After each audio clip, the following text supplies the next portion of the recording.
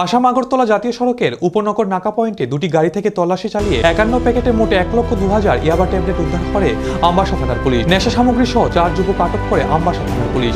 জানা যায়, গাড়ি দুটি মনুর দিক থেকে আসছিল আগরতলা যাওয়ার উদ্দেশ্যে। উদ্ধারকৃত নেশা সামগ্রীর বাজার মূল্য 2.5 কোটি টাকা হবে বলে জানান আমবাসা মহকুমা পুলিশ আধিকারিক নিরুপম দত্ত। ধৃত 4 যুবকের বিরুদ্ধে এনডিপিএস ধারায় মামলা গ্রহণ করে আমবাসা থানার পুলিশ।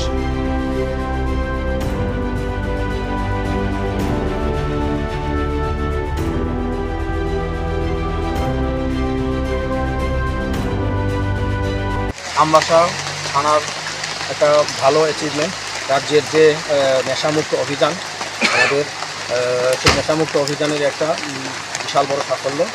আমরা আমাদের আমাদের খবর ছিল যে দুটো গাড়ি আসছে, তো আমরা সেই দিন দিয়ে ডিটেন করেছি গাড়ি। তো গাড়ি স্করপিও গাড়ি ডিটেন করে আমরা টোটাল 1,02,000 ইয়াবা ট্যাবলেট আমরা সিজ করেছি। গাড়িতে মজুদ ছিল, গাড়ি ট্রান্সপোর্ট করছিল, তো আমরা সিজ করেছি। আর এই কানেকশন 4 জনকে আমরা রিটার্ন করেছি। গাড়ির নাম্বার আর বাজার মূল্য কত হতো? বাজার মূল্য 2.5 কোটির উপরে হবে। গাড়ির নাম্বার TR01K 4440, TR01BC 020।